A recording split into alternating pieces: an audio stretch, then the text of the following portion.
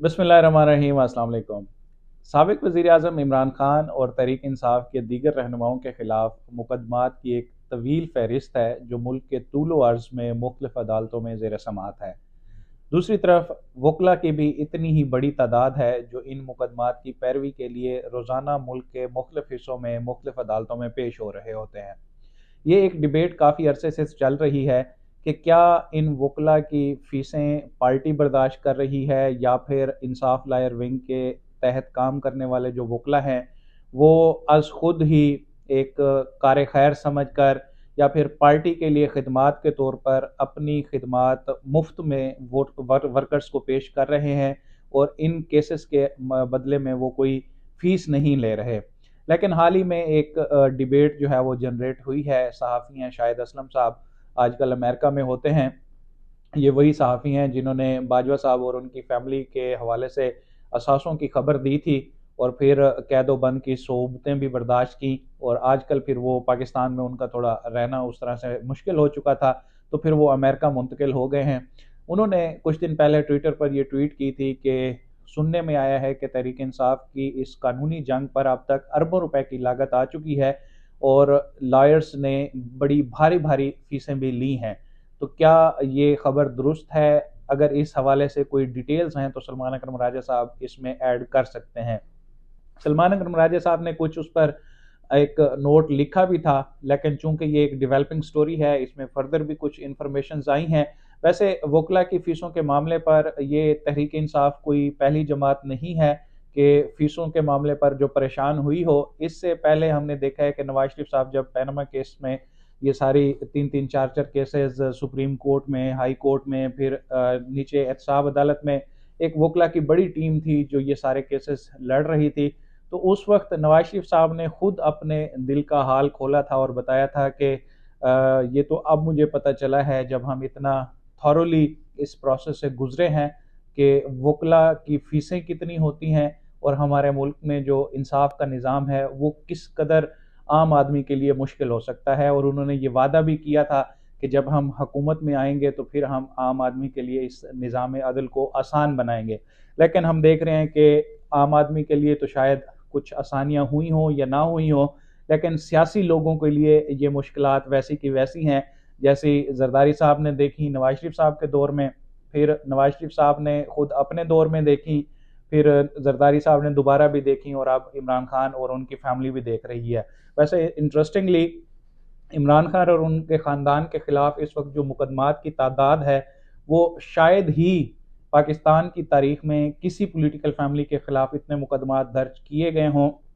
जितने इमरान खान और उनकी फैमिली के ख़िलाफ़ मुकदमात दर्ज हो चुके हैं। इनकी जो एक्यूरेट अब तादाद सामने आ रही है तकरीबन 237 मुकदमात हैं जो इमरान खान और उनकी फैमिली के ख़िलाफ़ दर्ज किए गए हैं। इसमें 188 मुकदमात ऐसे हैं जिसमें इमरान खान साहब नामज़द हैं और 11 मुकदमात उनकी बहनों के ख़िलाफ़ हैं। बाकी बुशरा बीबी और इमरान खान के कुछ मुश्तरका मुकदमात भी हैं। तो इस तरह से 237 का फिगर आ रहा है कि इमरान खान और उनकी फैमिली के खिलाफ इतने ज़्यादा मुकदमात दर्ज किए जा चुके हैं। तो ये भी एक रिकॉर्ड है पॉलिटिकल हिस्ट्री में। अब बात कर लेते हैं जो मुकदमात और इनकी फ़ीस के हवाले से एक डिबेट चली थी। अब उसमें जाहिद गिशकोरी साहब ने कुछ एडिशन किया है और कुछ वो मालूमात लेके आए हैं। जाहिद गिशकोरी साहब की इंफॉर्मेशन के मुताबिक 3 अरब रुपए अब तक तहरीक इंसाफ इस कानूनी जंग पर खर्च कर चुकी है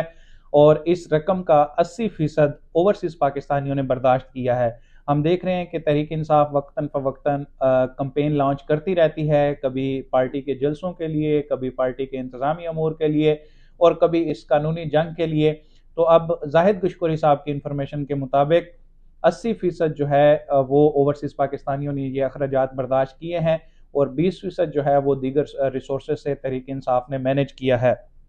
टोटल मुकदमात की तादाद भी उन्होंने डाटा निकाला है और इसके मुताबिक मुल्क भर में तहरीक इंसाफ के कायदीन और वर्कर्स के खिलाफ तकरीबन 2517 केसेस हैं और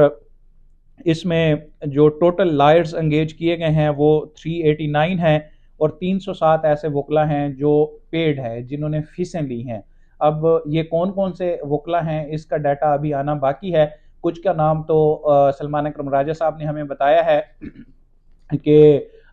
بیرسٹر سلمان صفدر ہیں، خواجہ حارث ہیں، تو یہ ایک پروفیشنل لائرز تھے، انہوں نے اس کی فیسز چارج کی ہیں جتنے بھی وہ مقدمات لڑ رہے ہیں۔ تاہم سلمان اکرم راجہ نے اپنے بارے میں یہ کہا ہے کہ کوئی بھی جو پارٹی سے وابستہ ہیں وہ وکیل، انہوں نے اس ساری قانونی جنگ میں کوئی بھی معاوضہ نہیں لیا بشمول سلمان اکرم راجہ کے۔ تو ابھی کوئی ڈیٹیلز اس طرح کے سامنے نہیں آئی کہ کیا علی ظفر صاحب ہیں یا بابر اوان صاحب ہیں، سلمان اکرم راجہ ہیں، بیرسٹر گوہر جب صرف لیگل ٹیم کا حصہ تھے تو کیا اس وقت انہوں نے کوئی فیس چارج کی تھی، اسی طرح سے سردار لطیف کھوسہ ہیں۔ تو یہ سارے بڑے بڑے نام جو ہیں، کیا مختلف اوقات میں جب یہ باقاعدہ پارٹی کا حصہ نہیں بنے تھے اس وقت یا پھر بعد میں انہوں نے کوئی لیگل بیٹل کے حوالے سے قانونی مشاورت یا پھر قانونی معاونت کی مد میں کوئی انہوں نے فیس لی ہے یا نہیں، اس طرح کی ابھی تک کوئی فردر جو ہے وہ انفارمیشن نہیں آئی۔ لیکن یہ ڈیٹا جو ہے وہ کافی انٹرسٹنگ ہوگا، کیونکہ ورکرز کے سامنے یہ جتنے وکلا آتے ہیں تو ورکرز ان کو اپنا ہیرو مانتے ہیں، اور ورکرز کو یہ لگتا ہے کہ جو آئی ایل ایف کا نام لے کر اس طرح سے سامنے آ رہا ہے تو یہ تحریک انصاف کے لیے سارا کچھ فری آف کاسٹ ہو رہا ہے۔ لیکن at the end background میں ہمیں یہ پتہ چلتا ہے کہ کافی بڑی رقم جو ہے وہ اس میں انوالو ہے، جو وکلا کو فیسوں کی مد میں ادا کی گئی ہے۔ ویسے یہ ہماری پرسنل آبزرویشن بھی ہے کہ وکلا کی ایک بڑی تعداد ایسی ہے جو صرف فوٹوؤں اور سیلفیوں میں صرف ہمیں نظر آتی ہے، لیکن جب گراؤنڈ پہ کام کرنے کی بات آتی ہے تو چند ہی لوگ ہوتے ہیں جو ہمیں عدالتوں میں ڈائری برانچ میں جا کے کوئی پٹیشنز دائر کر رہا ہے، یا پھر کسی مقدمے کی نقل لینی ہو، یا پھر فیصلے کی نقل لینی ہو، کہیں پہ کوئی چیلنج کرنا ہو، تو یہ جو جونیئرز ہیں، ایسوسیٹ ہیں،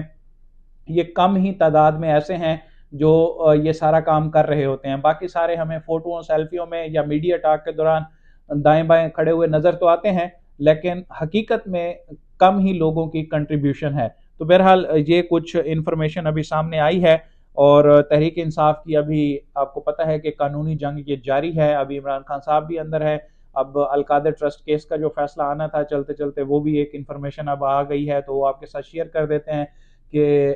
جو 6 تاریخ کو فیصلہ متوقع تھا، سنایا جانا تھا، عدالت نے بھی اس حوالے سے اعلان کیا تھا کہ 6 تاریخ کو القادر ٹرسٹ کیس کا فیصلہ سنایا جائے گا، لیکن ابھی انفارمیشن یہ ہے کہ شاید وہ 6 تاریخ کو شاید نہ سنایا جا سکے اور کچھ دن مزید اس کو آگے کیا جائے، اور لوگ اس کو لنک کر رہے ہیں اس اجلاس سے جس میں اسلام آباد ہائی کورٹ کے ججز کی تعیناتی کے حوالے سے فیصلہ ہونا ہے، کیونکہ اسلام آباد ہائی کورٹ میں 4 نئے ججز کو تعینات کیا جانا ہے۔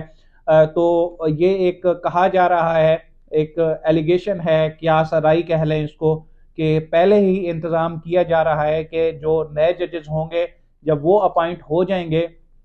تو پھر ادھر احتساب عدالت سے یہ القادر کیس کا فیصلہ آئے گا، تاکہ جب یہ ہائی کورٹ میں اپیل جائے تو وہاں پہ اگر اس کو پینڈنگ کرنا پڑے یا اس کو کچھ اور طرح سے عمران خان کی رہائی کو ڈیلے کرانا پڑے تو وہاں پر ایک انتظام موجود ہو۔ یہ کیا سرائیاں ہیں جو سوشل میڈیا پر چل رہی ہیں اور شہر اقتدار میں چل رہی ہیں، باقی جو حالات و واقعات ہیں یا جو ایک ہیپننگز ہو رہی ہیں وہ بھی کچھ اسی طرح سے ہی ہو رہی ہوتی ہیں، تو پھر ان کیا سرائیوں کو یا جو ایک چہمگوئیاں ہو رہی ہوتی ہیں ان پر مہر تصدیق ثبت کرتی ہیں۔ اب تک کے لیے اتنا ہی، مجھے دیجیے اجازت، اللہ حافظ۔